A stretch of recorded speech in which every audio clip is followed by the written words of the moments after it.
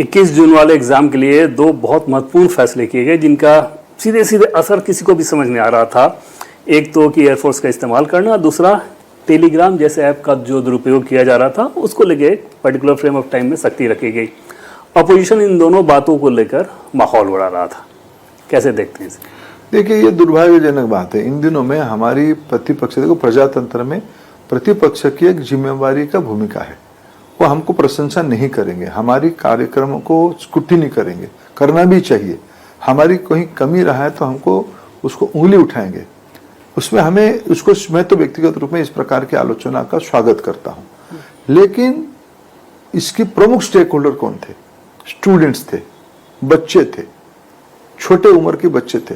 हम ऐसा कुछ ना काम करें जिसमें बच्चों के मन में मेंटल टेंशन हो जाए, उनकी मेंटल कंडीशन और खराब हो जाए।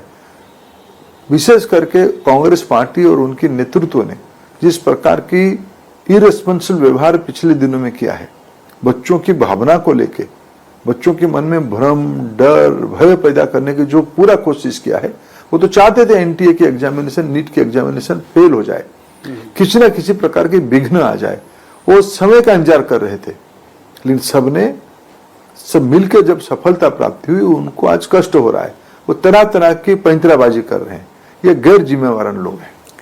21 जून को एग्जाम होना था और एग्जाम से पहले राहुल गांधी कोटा पहुंचते हैं, वहां प्रोटेस्ट रखते हैं। अब जाहिर तौर पे 3 दिन बाद एग्जाम होना है, वहां पे छात्रों को बुलाया जाना प्रोटेस्ट के लिए, कैसा लगा कि नेता प्रतिपक्ष? ये तो प्रायोजित था ना। ये बच्चों के मन में कहा भय, डर और शंका, भ्रम पैदा करने की दूसरी नाम है राहुल गांधी जी।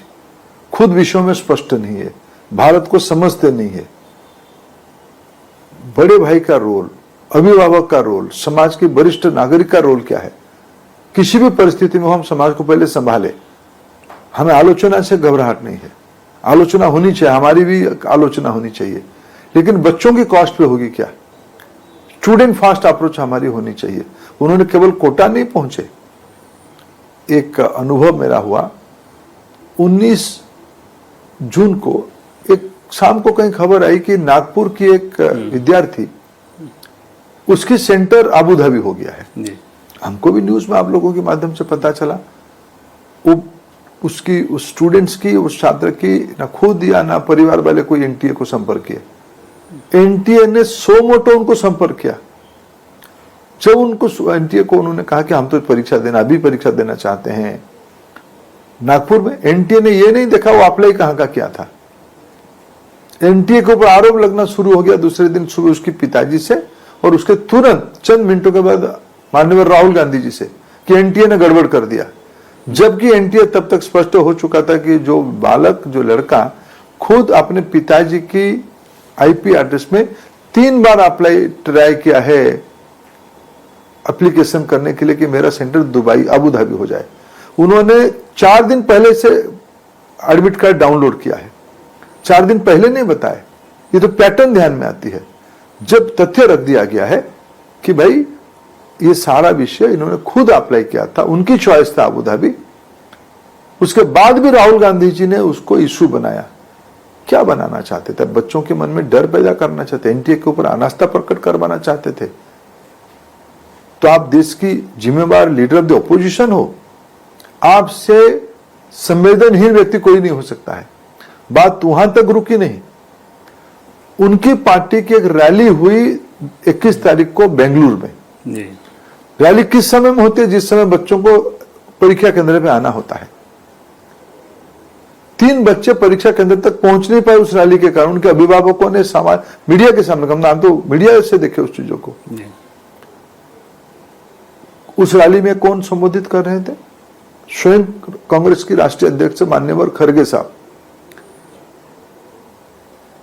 बीच का व्यवहार हो अबू धाबी की केस में या 21 के व्यवहार हो बेंगलुरु की केस में, यह कांग्रेस पार्टी की शीर्ष नेतृत्व की इरेस्पॉन्सिबल, संवेदनहीन व्यवहार है। उनको तो देश को माफी मांगनी चाहिए, विशेषकर उन विद्यार्थियों को माफी मांगनी चाहिए।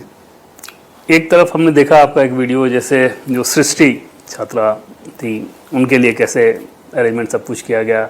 दूसरी तरफ इस तरह के फेक चीज़ों को लेकर अटैक किया जाना, वो मामले को और ज्यादा पेचीदा कर रहा था, दबाव, अतिरिक्त अनावश्यक दबाव बनाने की मैंने कोशिश। कहा तो इसको क्या कहा जाए, इसको जितना भी एक सभ्य समाज में जितना भी कठोर शब्द में इस अराजक तत्वों को निंदा किया जाए, जो भारत की नई पीढ़ी की हौसला को तोड़ना चाहते हैं, जो भारत की भविष्य की पीढ़ी की हिम्मत बढ़ाने के बजाय उनको मन में डर और भ्रम पैदा कराना चाहते हैं, इनको क्या उनसे अपेक्षा किया जाए। इनकी उनकी बैकग्राउंड ऐसी है, देश की कष्ट में वो राजनीति करते, देश की जनता को कष्ट में रख के वो राजनीति करते हैं, ये उनकी इतिहास रहा है।